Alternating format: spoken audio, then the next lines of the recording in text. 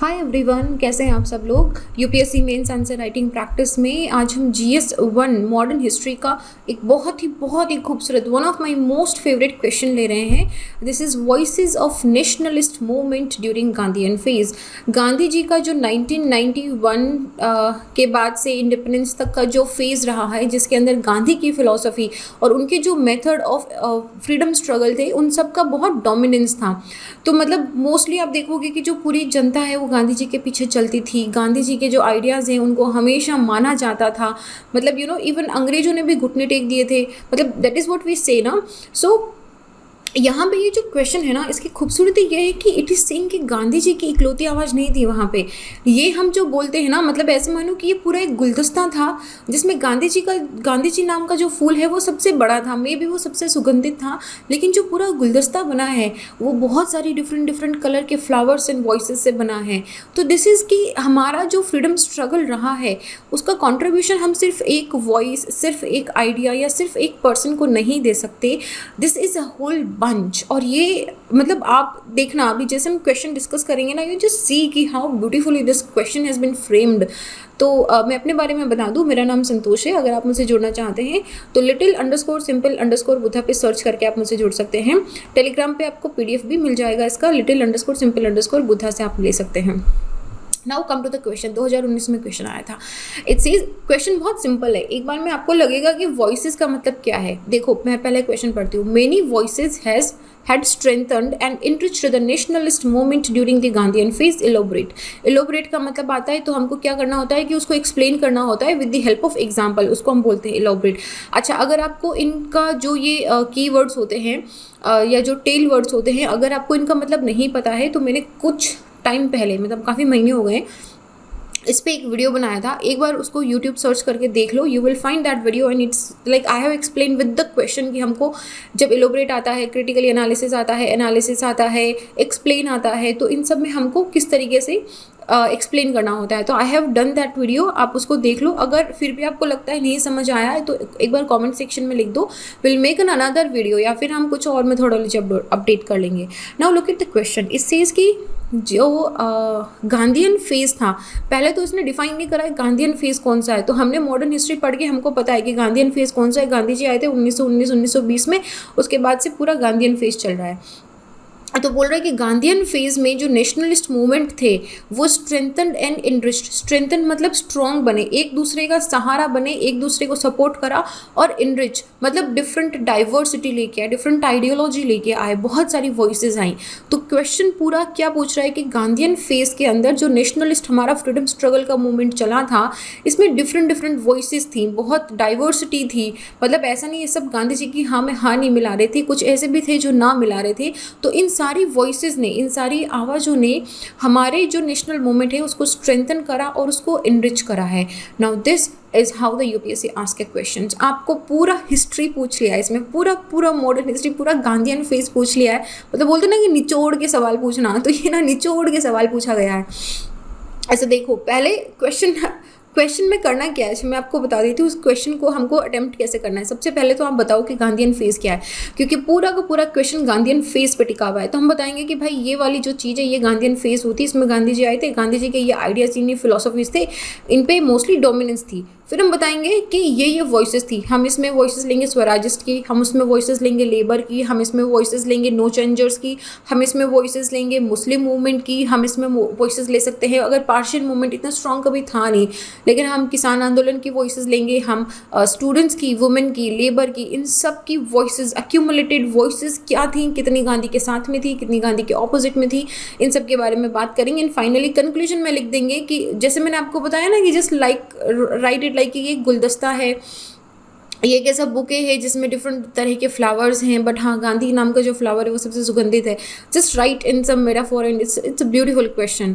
सो 1917 से 1947, 1916 में जब एनी बेसेंट और तिलक जी ने 1916 के बाद में 1917 में 1920, 1917-20 के बाद का जो पीरियड है वो गांधीयन फेज के नाम से जाना जाता है, क्योंकि यहाँ पे गांधी जी आ गए थे।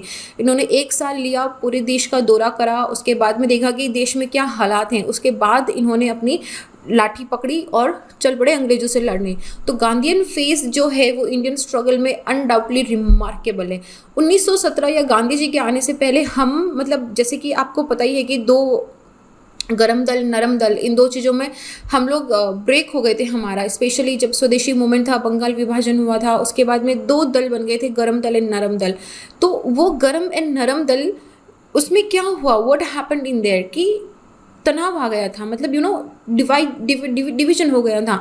और स्वदेशी मूवमेंट हमारा फेल होने का एक रीज़न क्या था, मतलब स्वदेशी मूवमेंट में हमने यही तो बोला था कि हम स्वदेशी अपनाएंगे, पूरी हारमोनी थी, सब स्ट्रगल कर रहे थे, अंग्रेजों को बाइकआउट कर रहे थे, एवरीथिंग वाज गुड।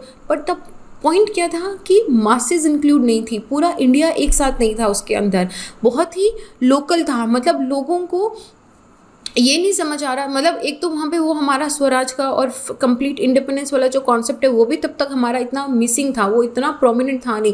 तो मोस्टली था कि बंगाल का विभाजन मत करो, हमको ये वाला पर्टिकुलर रोल चाहिए, कंस्ट्रक्टिव मैकेनिज्म कर रहे थे हम।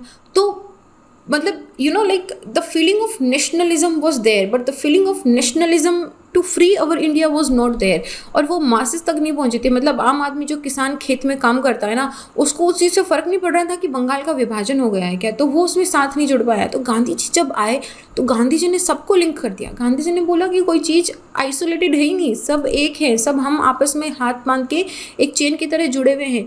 तो गांधी जी ने मासेस को एक साथ लेके आए और उनको ये सिखाया कि कैसे ट्रुथ और नॉन वायलेंस, बिना लाठी उठाए, बिना बंदूक चलाए, सच्चाई का साथ लेके आप किस तरीके से फ्रीडम स्ट्रगल कर सकते हो। गांधी जी ने अपनी इस वजह से बहुत सारे लोगों को इंस्पायर करा है। बराक ओबामा, जिनको peace prize, Nobel peace prize मिला था, ही हैज़ ऑल्सो सेड, मतलब गांधी जी को आज तक नोबेल पीस प्राइज़ नहीं मिला है, लेकिन the people who have followed Gandhi ji, they have got the Nobel peace price.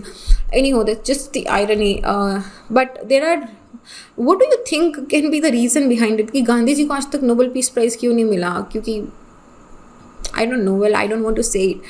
So there are numerous other factors also, जिसमें बता रही हूँ ना कि गुलदस्ता था, बाकी अलग फैक्टर्स भी थे। अलग फैक्टर में क्या था, पहले खिलाफत मूवमेंट या फिर इसको मुस्लिम मूवमेंट भी बोलते हैं, 1919 से 1924 के बीच में आया था ये। और रीज़न क्या था कि जो ऑटोमन एम्पायर है, इसके अंदर हमारे मोहम्मद जिन्ना हो गए, अबुल कलाम आज़ाद हो गए, नॉट अब्दुल कलाम, अबुल कलाम आज़ाद जो थे, और हजमल खान हो गए, मुझे अभी नाम नहीं याद आ रहे, 3-4 ही नाम याद आ रहे। तो ये सब क्या हुआ कि ये चाहते थे कि जो ब्रिटिश उस वक्त में 1919 वर्ल्ड वॉर के अंदर जब ऑटोमन एम्पायर के खिलाफ सब खड़े हो गए थे, देन मुस्लिम वांटेड गांधी सपोर्ट कि हम एक यूनिटी बन के वी विल स्ट्रगल और ऑटोमन एम्पायर को फ्री कराएंगे, ताकि वो हमारा जो देखो उसको फिर से क्या बोलते हैं, मेरे नाम दिमाग से निकल गया, उसको मुस्लिम सीट बनाएंगे। मतलब I am really sorry, suddenly just slip my mind, but that's not the point. The point here is कि ये एक डिफरेंट वॉइस था, जिसका मेजर कॉज कुछ और था, but still it was united with the Indian freedom struggle also. Then the idea of socialist का idea और स्वराजिस्ट एंड नो चेंजर्स का आइडिया, ये दो है। देखो सोशलिस्ट का आइडिया जैसे जवाहरलाल नेहरू है, जवाहरलाल नेहरू और सुभाष चंद्र बोस ने एक 1938 के अंदर पहली बार जब हरिपुर में हमारा इंडियन नेशनल कांग्रेस का सेशन हुआ था, तो उन्होंने पहली बार एक नेशनल प्लान बनाने की कोशिश करी थी, और ये नेशनल प्लान जो था ये सोशलिज्म आइडिया पे बेसिस था।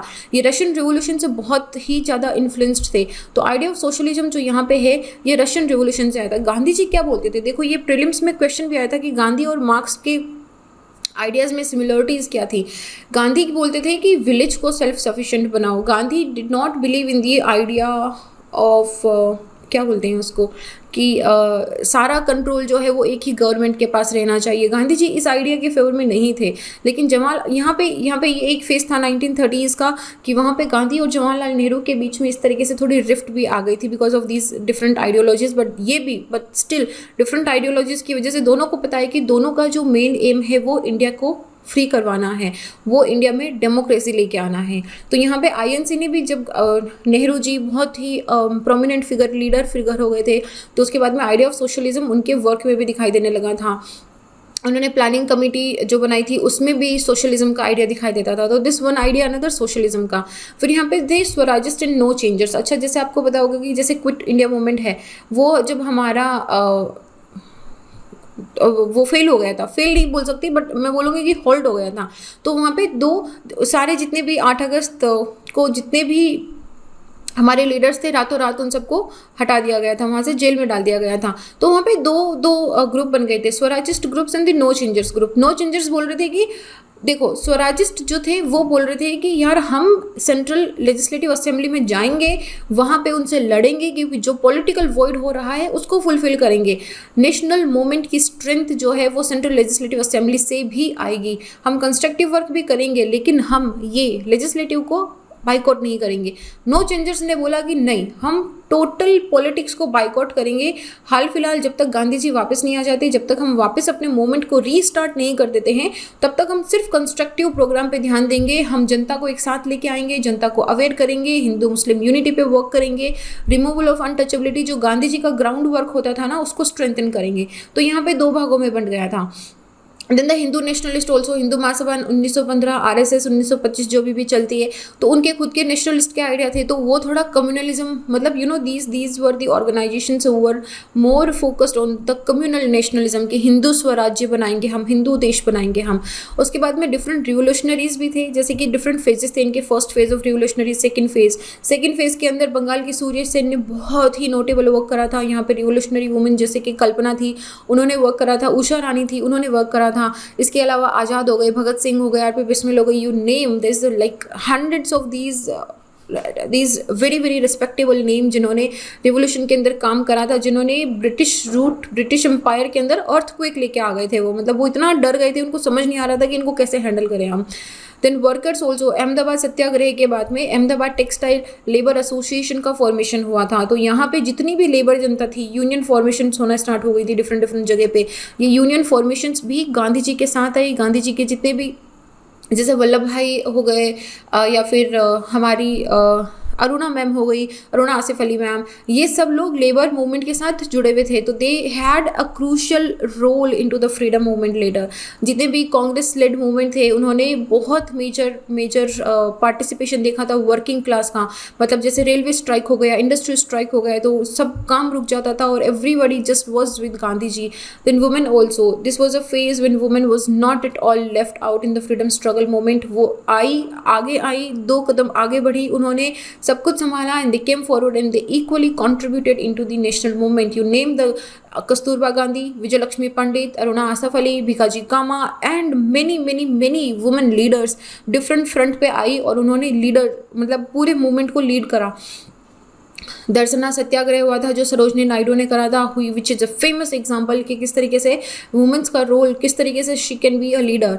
बिजनेस क्लास ऑल्सो, बहुत सारे बिजनेस लोगों ने, मतलब हालांकि यहाँ पे 2 डाइवर्जेंट ग्रुप थे। वन ग्रुप वांटेड कि इंडिया फ्री हो जाए ताकि उनका अपना खुद का बिजनेस जो है फ्लोरिश करने लग जाए। दूसरा ग्रुप ऐसा भी था जिनको लगता था कि अगर ब्रिटिश हैं तो थोड़ा उनका फ्लोरिश होगा। मतलब यहाँ पे जो सेकेंड वाला ग्रुप है वो बहुत छोटा माइन्यूट ग्रुप था यहाँ पे। लेकिन बिजनेस क्लास का जो majority of the portion percentage था, दे ऑलवेज सपोर्टेड, चाहे वो फाइनेंशियल असिस्टेंस देनी हो, चाहे इंपोर्टेड गुड्स को रिजेक्ट करना हो, हर एक क्लास, मतलब लेबर मूवमेंट के अंदर भी इन्होंने हेल्प करी। Every class, section, age group, political ideology, everything emerged. So that is why I am saying कि it was a very beautiful गुलदस्ता जिसके अंदर सब छोटी छोटी डिफरेंट आइडियोलॉजीज थी। इवन स्टूडेंट्स एंड पीसेंट्स वो भी पीछे नहीं थे। पार्टीज दैट गॉट इन्वॉल्व, जिन्होंने मार्क्सिस्ट एंड कम्युनिस्ट आइडिया, मतलब देखो यहाँ पे डिफरेंट आइडियोलॉजीज भी हैं। एक जगह पे सोशलिज्म है, एक जगह पे कम्युनलिज्म आइडियोलॉजी आ रही है, एक जगह पे मार्क्सिस्ट आइडियोलॉजी आ रही है, एक जगह पे कम्युनिस्ट आइडियोलॉजी आ रही है, एक जगह पे मिक्स्ड इकोनॉमी का आइडियोलॉजी आ रहा है, एक जगह पे पूरा कैपिटल, बिजनेसमैन जो है वो चाहते थे कि कैपिटलिज्म बने, इसलिए एट अ पॉइंट जब इतना सोशलिज्म वाला कॉन्सेप्ट चला था तो उन्होंने थोड़ा बैकफुट पे भी आ गए थे। तो you see there are different ideas, और कोई भी आइडिया ऐसा नहीं था जो इंडिया को बैकफुट पे लेके आ रहा था। सारे आइडियाज़ ऐसे थे जो फ्रीडम स्ट्रगल को आगे ही बढ़ा रहे थे।